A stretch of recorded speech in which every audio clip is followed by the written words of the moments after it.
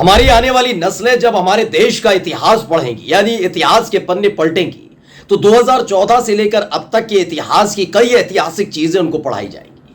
पढ़ाया जाएगा कि कैसे गाय और गोबर किया जाता है, बताया जाएगा कि कैसे हिंदू मुस्लिम किया जाता है, बताया जाएगा कैसे शोभा यात्रा के नाम पर उत्पात मचाया जाता है, बताया यह भी जाएगा कि जब पुरानी संसद छोड़कर नई संसद में आए थे तो उसका उद्घाटन साहेब के लाडले ने अपने और अपनी पार्टी के संस्कारों के साथ किया था। सांसद रमेश बिधूड़ी ने संसद के अंदर जो किया वो कोई नया नहीं है, वो पुराना ही है। वो पहले सड़कों पर होता था, बस उसका प्रदर्शन सांसद रमेश बिधूड़ी ने संसद के अंदर कर दिया। वो तो सड़क पर पहले भी ऐसे ही गंदगी उगलने का काम किया करते थे, इस बार उन्होंने संसद में कर दिया है। कार्रवाई के नाम पर अब तक दोस्तों उनके खिलाफ सिर्फ उनको चेतावनी दी गई है। मणिपुर पर जब जब सवाल पूछा आम आदमी पार्टी के सांसदों ने या डेरेक ओब्रायन ने सवाल पूछा था तो उनको निलंबित कर दिया था। लेकिन देखिए, यही नई संसद की बहुत बड़ी खासियत है कि इतनी गंदी गालियां देने वाला, सीधे अपने ही साथी सांसद को धमकियां देने वाले को सिर्फ एक चेतावनी दी जाती है कि आगे से मत करना, बल्कि वरना सख्त कार्रवाई कर दी जाएगी। लेकिन बात सिर्फ इतनी भर नहीं है, एक बड़ी लकीर खिंच गई है इस देश के अंदर। एक तरफ वो लोग हैं जो संसद की गरिमा को तार तार करने वाले भारतीय जनता पार्टी के सांसद रमेश बिधूड़ी की हरकत पर उनके खिलाफ सख्त कार्रवाई की मांग कर रहे हैं। जैसे कि कभी राहुल गांधी के खिलाफ मोदी सरनेम को लेकर जैसे ही सजा का ऐलान हुआ था तो संसद सदस्यता खत्म कर दी गई थी, जैसे राघव चड्ढा के साथ हुआ, संजय सिंह के साथ हुआ, डेरेक ओब्रायन के साथ हुआ कि उन्हें निलंबित कर दिया गया। लेकिन इस बार निलंबित भी नहीं किया गया, सिर्फ चेतावनी दी गई है।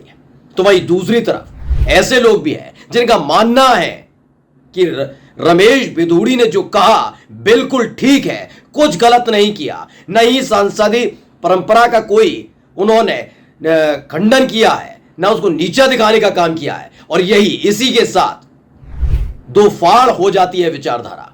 जो इतिहास रचने आए थे साहेब, वो इसकी नुमाइश और प्रदर्शन करता हुआ नजर आता है।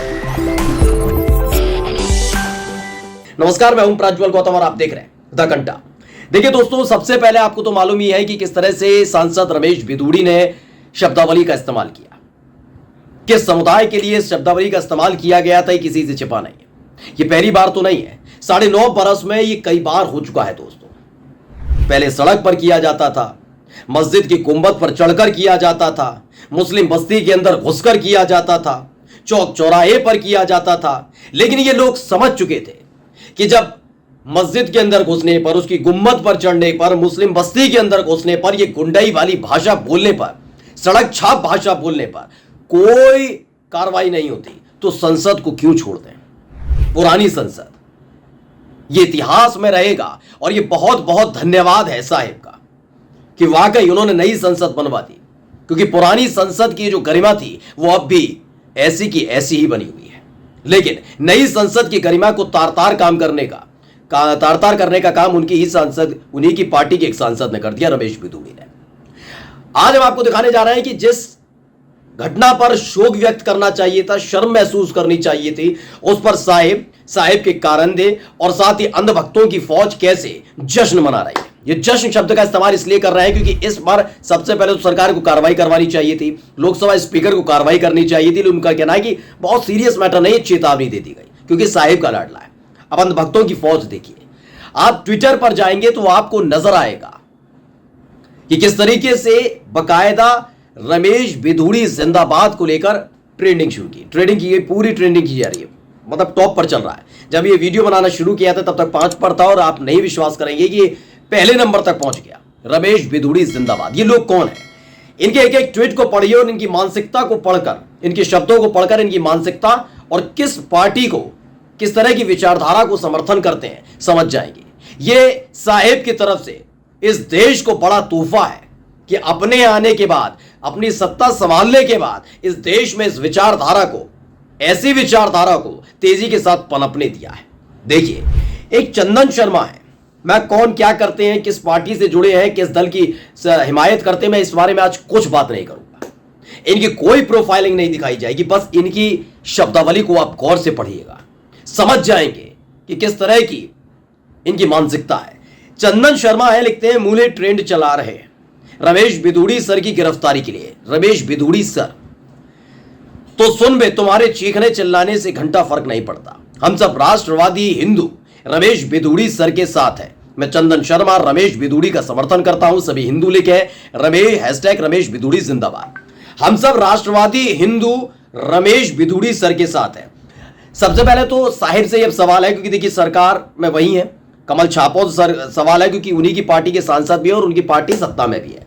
जवाब यह दें कि राष्ट्रवाद की यह परिभाषा यही है, सिर्फ इस्लाम को गाली बकना, मुसलमानों को गाली बकना, गंदे गंदे शब्दों का इस्तेमाल करना।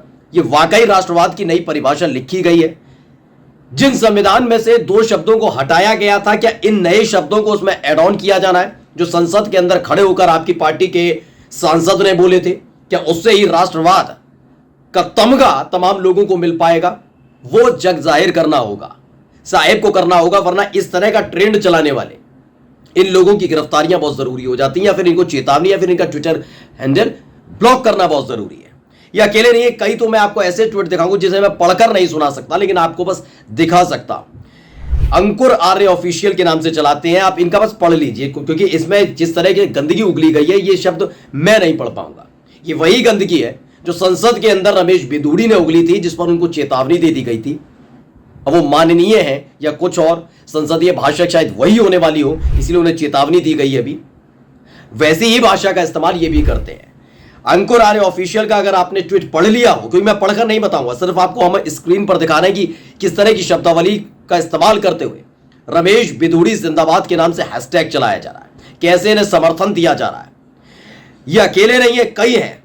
एक है कि यति शर्मा, रमेश बिधूड़ी पिछले 24 घंटे में इतने फेमस हो गए, आज उन्हें बच्चा बच्चा जानने लग गया है। उनका वीडियो जमकर व्हाट्सएप पर वायरल हो रहा है और सभी प्रतिक्रिया एक ही है, हैशटैग रमेश बिधूड़ी जिंदाबाद। ये किसने कह दिया इनसे कि ज्यादातर लोगों की यही प्रतिक्रिया। आप जब हैशटैग करके रमेश बिधूड़ी जिंदाबाद पर जाएंगे तो आपको यही चीजें दिखेंगी। आप पूरे के पूरे ट्विटर हैंडल को खंगालिए।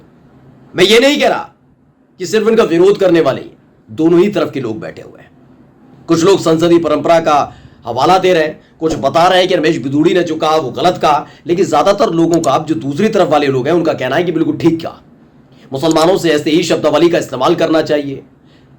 उमर अब्दुल्ला तो कह भी चुके हैं कि आतंकवादी कहते तो समझ में भी आता, वो तो हम सुनते ही रहते हैं। इस तरह की शब्दावली का इस्तेमाल किया है, और ऐसी शब्दावली का इस्तेमाल करने वाली पार्टी में खुद मुख्तार अब्बास नकवी और शहनवाज हुसैन चुपचाप बैठे हुए। एक बड़ा सवाल उठता है, उन्होंने तो यही सवाल उठा दिया कि मुस्लिम नेता क्या कर रहे हैं।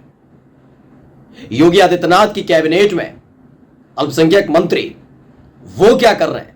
क्या उनको इसी शब्दावली से बेहद प्यार हो गया है? क्या उनको लगता है कि मुसलमानों को इसी तरह की शब्दावली से, ऐसी तरह के शब्दों से बुलाना चाहिए? ये बताना चाहिए। ये तमाम आपको ट्वीट दिखा रहा हूं। एक जय त्रिलोक भारती बाबा हैं, इन्होंने जो ट्वीट लिखा वो मैं पढ़कर नहीं सुनाऊंगा, आप खुद पढ़िए। स्क्रीन पर लिखा हुआ इस तरह की शब्दावली का कोई इस्तेमाल मैं नहीं करूंगा।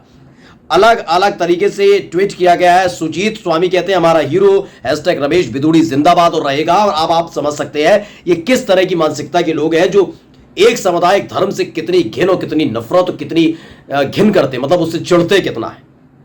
और इसी तरह का भारत 9.5 बरस में बनाने का काम साहेब ने किया है। इसके लिए उनका बहुत बहुत धन्यवाद, बहुत बहुत शुक्रिया। नमस्कार।